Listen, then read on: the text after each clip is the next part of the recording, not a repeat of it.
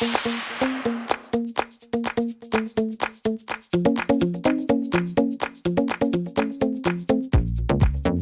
Goblet, tout à l'heure, nous a présenté son calendrier de mobilisation, octobre, novembre, décembre, et la suite, ça ne marche pas, ça ne suffit pas.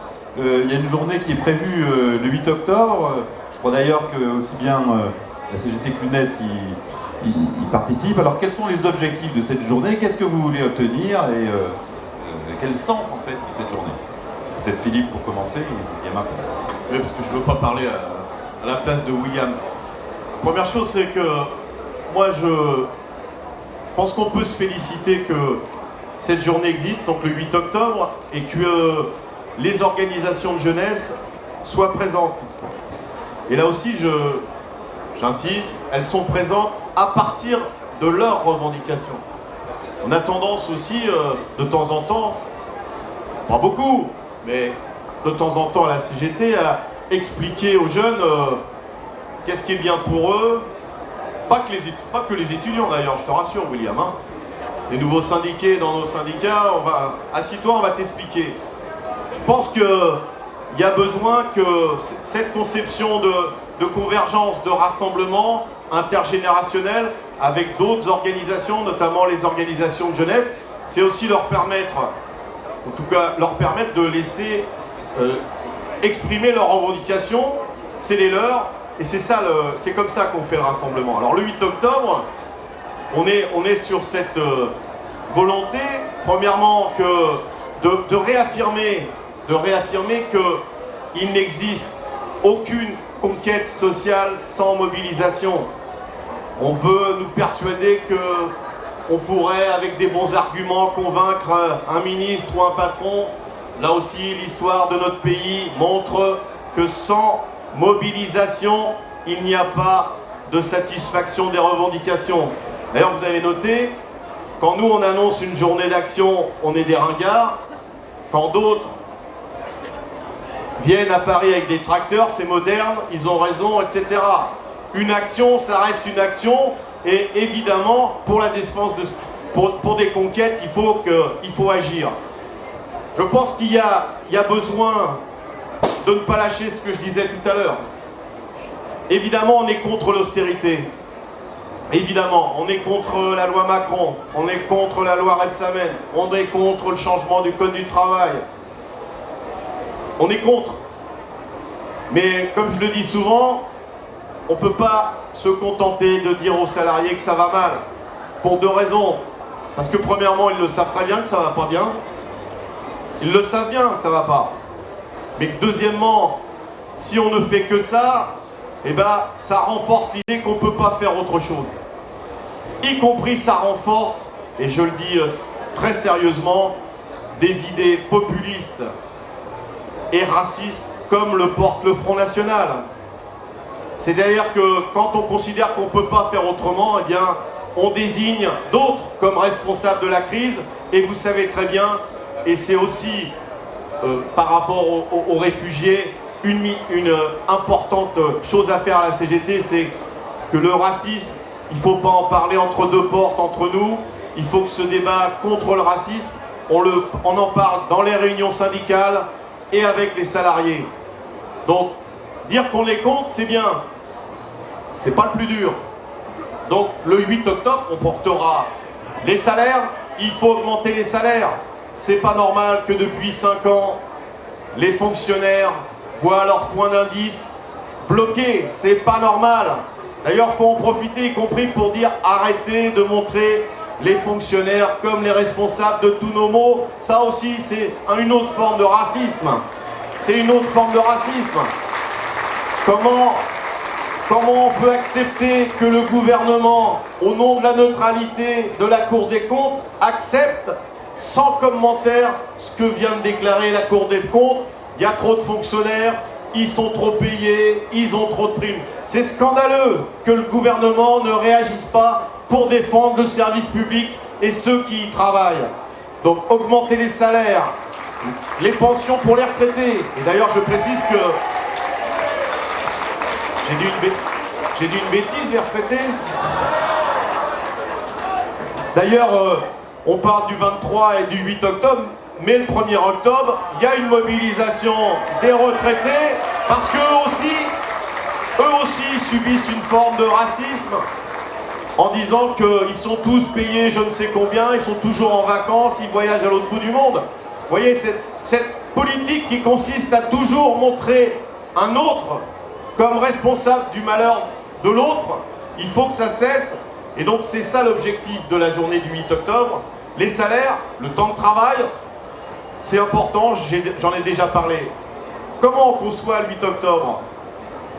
Évidemment, on a une journée de mobilisation, unité d'un certain nombre d'organisations syndicales. Il y en a une qui râle beaucoup, mais quand on lui propose d'agir, ils réfléchissent, ils attendent des réponses du gouvernement. Là aussi, il faut que dans les entreprises, on discute avec les militants. On n'est pas content, on veut faire autre chose, bah allons-y. Il y a une autre organisation syndicale et depuis quelques temps, depuis assez longtemps maintenant, notamment depuis que Hollande est élu, est quand même un relais un peu trop important des décisions du gouvernement. Là aussi, je sais que dans leur rang, ça conteste, ça râle, on veut rassembler. Par contre, dès maintenant, il faut qu'on réfléchisse. Alors on a une autre forme de... Comment dire? Une autre forme d'organisation des luttes qu'en Belgique. Les modalités de grève ne sont pas les mêmes. Tu l'as dit, le service minimum, il faut se battre pour qu'il n'y arrive pas. Mais d'ores et déjà, il faut qu'on réfléchisse à l'après 8 octobre. Mais vous savez très bien comment ça se passe.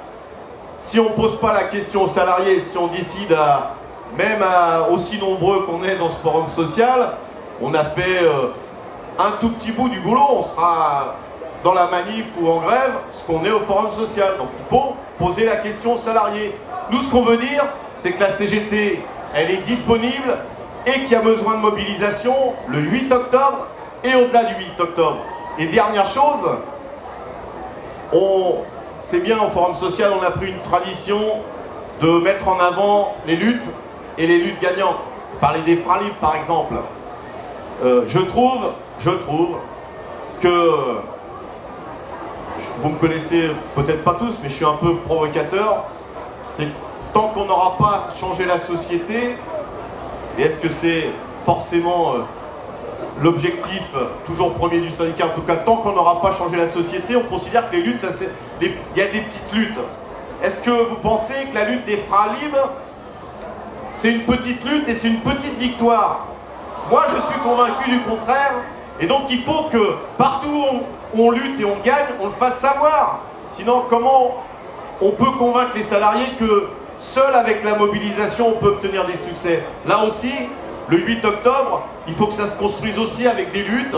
Il y a des luttes dans les entreprises, elles sont dures, 1336 jours, les camarades qui nous ont précédés, 5 mois de lutte, mais ce sont des salariés qui agissent pour la défense de l'emploi, pour obtenir des embauches, pour obtenir des augmentations de salaire. Donc les luttes confédérées, les journées de mobilisation, elles ne peuvent s'appuyer que des luttes dans les entreprises et des luttes qu'on fait connaître. L'appétit vient en mangeant. Quand on gagne, on a encore envie de gagner plus. William, un mot sur le 8 octobre? Alors la première chose sur cette date du 8 octobre, donc évidemment l'UNEF et aussi l'UNL, le syndicat lycéen, seront à vos côtés pour manifester. Donc c'est pas la première fois évidemment qu'on se retrouve aux côtés de la CGT pour manifester. Mais par contre, là où c'est, je sais pas la première fois, mais en tout cas ça faisait longtemps que c'était pas arrivé, on a travaillé ensemble avant les revendications pour appeler ensemble à la manifestation. Et ça je sais que la CGT n'y est pas pour rien, si on a été invité à cette intersyndicale et si on a pu travailler là-dessus. Et ça me semble extrêmement important. Ce que tu disais tout à l'heure Philippe, on peut parler des jeunes, dire que les jeunes c'est extrêmement important, mais si on a envie qu'ils se mobilisent, il faut les écouter et il faut porter des revendications qui parlent à leur quotidien, qui permettent de les faire descendre dans la rue. Donc, je disais, l'UNEF, elle participe à cette mobilisation du 8 octobre. Évidemment, on se reconnaît dans les mots d'ordre, le refus de l'austérité, le refus de la casse du droit du travail, parce que c'est deux sujets qui nous concernent directement en tant qu'étudiants, en tant que jeunes diplômés qui cherchent du travail. Cette question de l'austérité, là, le principal impact qu'elle a dans l'enseignement supérieur, dans les universités, c'est les difficultés d'inscription à l'université. Vous le savez peut-être, mais il y a une vague démographique en ce moment. Il y a plus de 50 000 bacheliers chaque année qui demandent à s'inscrire dans l'enseignement supérieur. alors qu'en face, dans les universités, parce que politique d'austérité, c'est le contraire, on a un budget qui diminue, 100 millions d'euros en moins cette année, et donc moins de place dans les premières années universitaires pour accueillir ces bacheliers. Donc la conjonction de plus en plus de demandes d'inscription, de moins en moins de place à cause de l'austérité, bah évidemment, ça crée un embouteillage et ça fait que le droit aux études, qui normalement est garanti à tous les bacheliers dans le code de l'éducation, ce droit aux études dont peuvent profiter notamment les jeunes des catégories populaires pour prendre l'ascenseur social, pour avoir un diplôme de l'enseignement supérieur, et ben ce n'est plus une réalité. Nous, on le constate très concrètement à l'UNEF depuis le mois de juillet, depuis le mois où commencent les inscriptions dans l'enseignement supérieur. On a lancé une campagne de soutien aux bacheliers qui s'appelle SOS Inscription. Pour tous les bacheliers qui ont des difficultés à s'inscrire, nous contactent. Et donc on s'est retrouvé avec plusieurs milliers de cas de bacheliers qui soit n'arrivent pas à s'inscrire à l'université, soit très loin de chez eux, soit dans des formations qui correspondent absolument pas à leur projet d'études. Et ça, évidemment, c'est grave. Il faut le voir, ces bacheliers, quand ils nous appellent, quand on discute avec eux un par un, c'est des projets d'études, des projets de vie, parfois des avenirs qui sont brisés. Des jeunes qui se disent, bon, moi voilà le secteur dans lequel je vais étudier, j'ai envie de faire ingénieur, j'ai envie de faire médecin, j'ai envie de prendre l'ascenseur social par rapport à mes parents. D'ailleurs, je suis premier dans ma famille à faire des études dans l'enseignement supérieur. Et là, paf, le coup près tombe. Maintenant, ces bacheliers, ils n'ont pas de place à l'université, ils ne peuvent pas faire d'études, ils ne savent pas comment réagir, ils ne savent pas quoi faire. Donc évidemment, là, on a un sujet central. Il y a besoin de moyens, il y a besoin de financement de notre service public d'enseignement supérieur pour pouvoir faire respecter ce droit aux études. Et donc non seulement que tous ces bacheliers puissent s'inscrire à l'université pour faire des études, mais aussi qu'ils aient un encadrement qui soit satisfaisant, une pédagogie qui les fasse réussir, et à la fin, un diplôme de qualité qui pourront faire reconnaître sur le marché du travail. Donc cette lutte contre l'austérité, évidemment, pour nous, comme pour tous les salariés dans ce pays, elle a un sens et c'est un combat dans lequel on est investi. Et je disais le deuxième sujet, se battre pour défendre le code du travail, parce que finalement, toutes les problématiques de précarisation, de recul des droits qui se posent aux salariés, je le disais tout à l'heure, les jeunes, ils sont en première ligne de ça. Dans la dernière loi Macron, quand on a eu par exemple la possibilité de renouveler une fois supplémentaire un CDI, donc jusqu'à 3 CDI en tout d'affilée, qui est-ce qui font des CDI dans ce pays? Aux 2 tiers, ce sont des jeunes, ce sont des moins de 25 ans qui font des CDI, et donc c'est eux qui vont se le prendre, des CDD, pardon, évidemment, contrats précaires. Donc c'est les jeunes qui se prennent ça en pleine figure. Pareil pour le plafonnement des indemnités prud'homales. Bon, heureusement que ça a été éjecté par le Conseil constitutionnel, mais le plafonnement de ces indemnités prud'homales, ça aurait créé un vrai droit au licenciement abusif. Je licencie sans motif, je vais au prud'homme, et de toute façon, je sais combien ça va me coûter à la fin, ce sera pas très cher, et donc c'est un droit au licenciement abusif, et là aussi, les jeunes auraient été les premiers à le subir. Donc il y a une opposition de notre part à ça. On a besoin au contraire de défendre les droits des jeunes sur le marché du travail. Mais comme tu le disais, Philippe, sur tous ces sujets, que ce soit le refus de l'austérité, le refus de la casse du droit du travail, évidemment, il faut contester tout ça, mais si on a envie de mettre en mouvement, et nous, de notre côté, les jeunes et les étudiants, on sait qu'on a besoin de porter une alternative à tout ça. D'expliquer que non seulement on refuse le recul de nos droits, mais de porter aussi des revendications, un projet de société qui, au contraire, pourra améliorer notre situation. Et ça, que ce soit dans l'université, mais aussi sur le marché du travail, c'est extrêmement important pour les jeunes. Parce que certes, on ne veut pas de nouveau recul de nos droits, mais on peut aussi discuter des droits que les jeunes sur le marché du travail, ils n'ont jamais eu. On peut parler des minima sociaux. Les minima sociaux, ils ne sont pas ouverts aux jeunes de moins de 25 ans.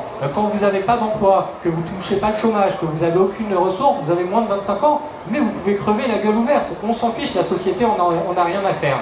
Et donc évidemment, ça, il faut le faire bouger. Je parlais de droit au chômage, c'est la même chose. La façon dont fonctionne actuellement notre système d'indemnité chômage, il n'est pas pensé pour les nouveaux entrants sur le marché du travail. Vous êtes un jeune, diplômé ou non d'ailleurs, vous avez tout un parcours de précarité quand vous arrivez dans l'entreprise. Vous faites un coup un CDD, un coup de l'intérim, un coup un stage qui n'est pas rémunéré. Et ben entre toutes ces périodes d'emploi précaire, vous n'avez pas suffisamment cotisé, donc vous ne touchez pas le droit au chômage. Et en plus, je disais, vous ne touchez pas non plus le RSA. Donc sur tous ces éléments-là, il y a des lignes en positif à faire bouger pour que on arrive à penser une société qui respecte les droits de tout le monde, de tous les salariés, de tous les jeunes, et qui notamment respecte le droit à l'autonomie des étudiants et des jeunes. Et c'est évidemment un sujet sur lequel il faut qu'on porte en positif des revendications, et je crois que c'est ça qui permettra, je l'espère, de faire non seulement le succès du 8 octobre, mais surtout de continuer les mobilisations derrière. Nous, dans notre calendrier de l'enseignement supérieur, on a déjà une date de mobilisation, c'est le 16 octobre qui arrive après, avec l'intersyndicale de l'enseignement supérieur et un collectif qui s'appelle Science en Marche, où on se mobilise tous ensemble pour le financement de notre service public. Enfin bref, je suis sûr qu'il y a des dates qui arriveront derrière, et que cette mobilisation, elle doit prendre de l'ampleur, parce que là aussi, comme tu le disais Philippe, c'est le rapport de force qui nous permettra de faire bouger les lignes et qui nous permettra de gagner des droits.